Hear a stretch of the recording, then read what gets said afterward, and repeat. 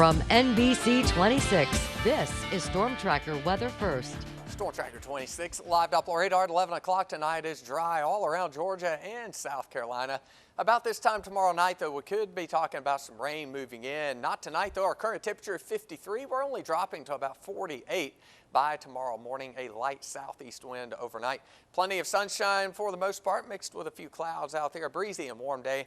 High tomorrow all the way up to 81, but a cold front will bring changes for the weekend. We'll have your weekend forecast coming up.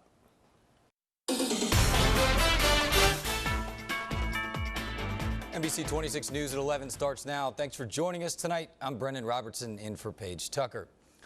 Tomorrow marks the final day of Georgia's legislative session. Lawmakers have already approved a $23.7 billion budget.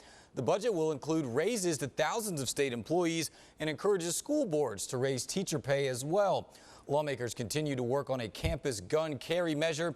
Bills awaiting the governor's signature include the controversial religious liberty measure and a bill that would expand the state's Supreme Court to 9 justices. Disney and Marvel announcing they are planning to boycott film productions in Georgia if Governor Nathan Deal passes that religious liberty bill. NBC 26's Chris Guardaro are here for you in the studio with more on the potential film boycott.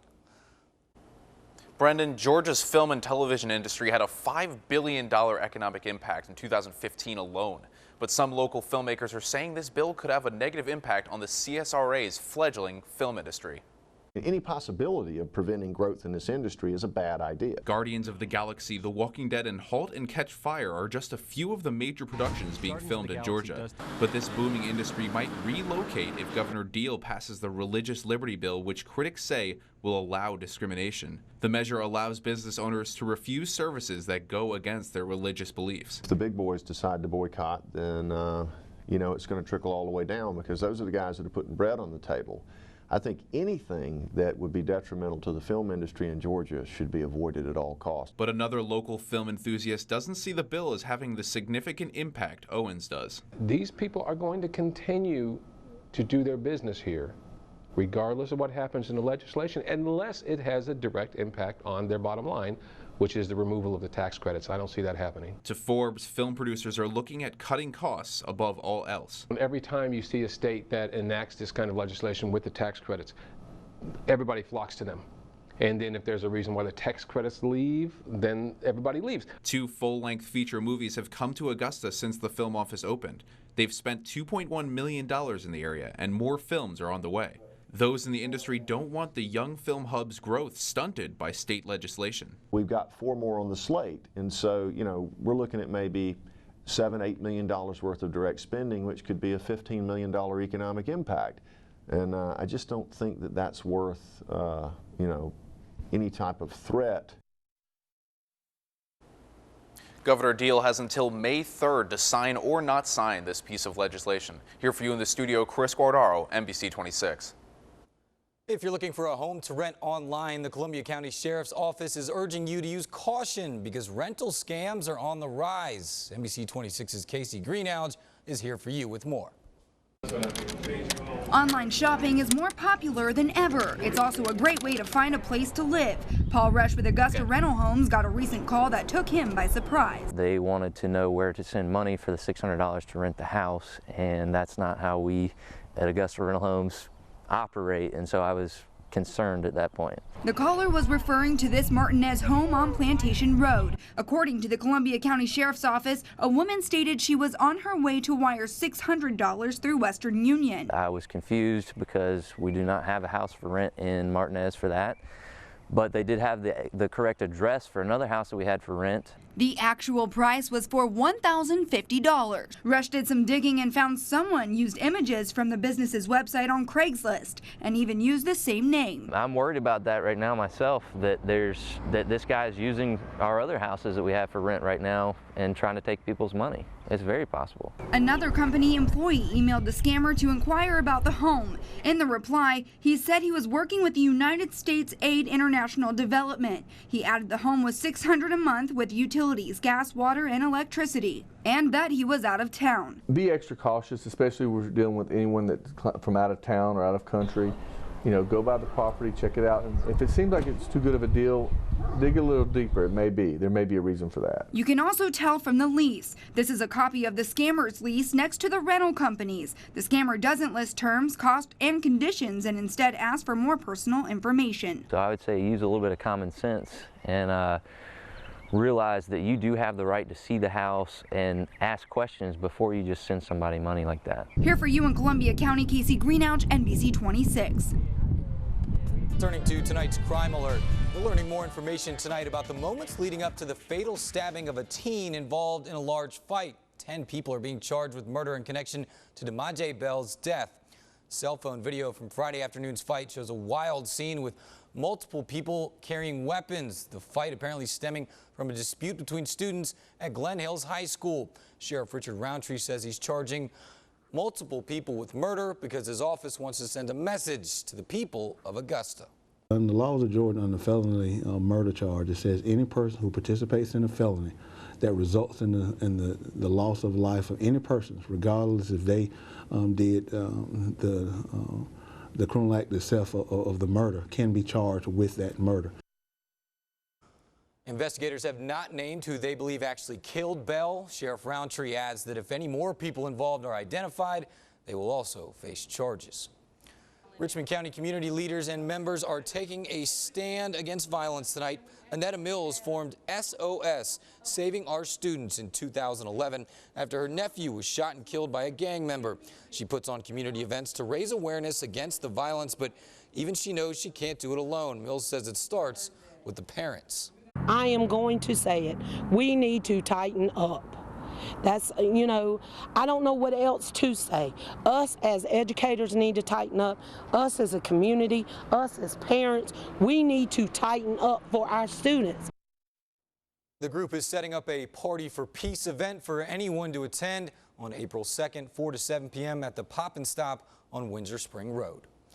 South Carolina Governor Nikki Haley telling the feds to stop selling nuclear materials to the Palmetto State. Haley sent a letter to Energy Secretary Ernest Muniz asking that a shipment of plutonium coming from Japan be rerouted or stopped. Tons of the material are being collected at Savannah Riverside, but the means to process it into commercial nuclear reactor fuel remains incomplete. South Carolina is suing the government over the unfinished mixed oxide or MOX fuel facility. Tonight, as the State Department alerts Americans about the risk of traveling to Europe, there is noticeably increased security across the U.S. But beefing up security comes with a big challenge. NBC's Tom Costello has details.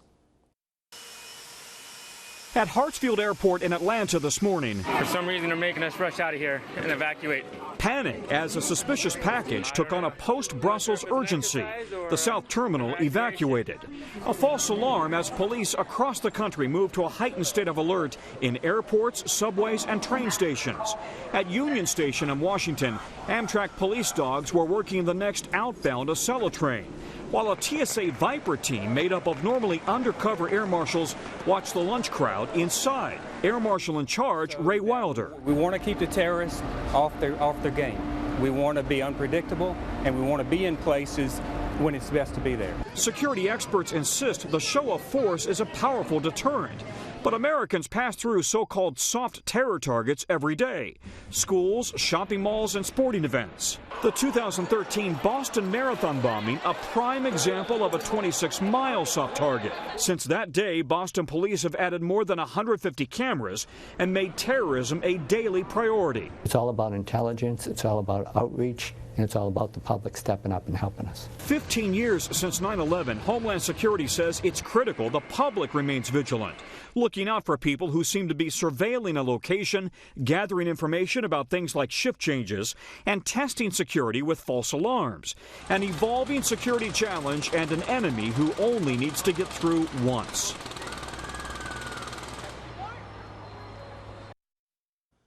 A task force created to investigate Flint's lead water contamination finds the state of Michigan is primarily to blame. The 62-page report says decisions made by state environmental regulators and emergency managers led to Flint residents being exposed to near toxic levels of lead. The probe also found failings with the state health department, governor's office, and Flint's water treatment plant. Your NBC 26 Storm Tracker forecast with Chief Meteorologist Chris Still. It has been on the chilly side for the past couple of days, but it's going to be above average temperatures we're talking about for the next 7 days. Thursday night into Friday, we are talking about a chance of some thunderstorms coming in.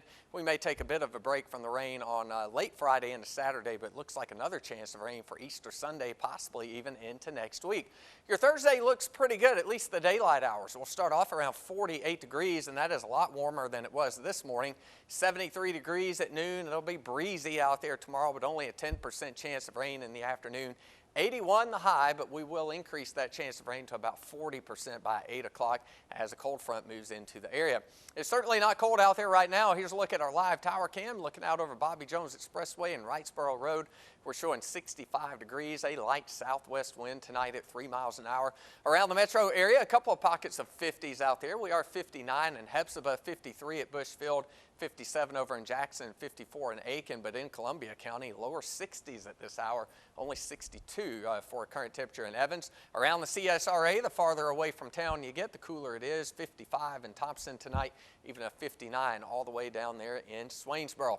Here's a look at our satellite picture and what we are tracking. Big area of low pressure here spinning its way to the east. This cold front and these thunderstorms will be what affects our weather late tomorrow night and into early Thursday. But ahead of that storm system, the warm-up continues. Had upper 70s today. We'll probably get into the lower 80s for a high temperature tomorrow. Here's a look at that rain chance on our forecast tracker model. We'll take you through your Thursday, a warm southerly wind. Computer models kind of disagreeing a little bit as to when the rain will get here and when it will end. Our forecast tracker model here shows the chance for rough weather still back to the west into Atlanta at midnight. So it looks like potentially we could be talking about rain overnight tomorrow night, maybe a strong thunderstorm or two. This is noon tomorrow, or noon Friday rather. Looks like most of the rain getting out of here.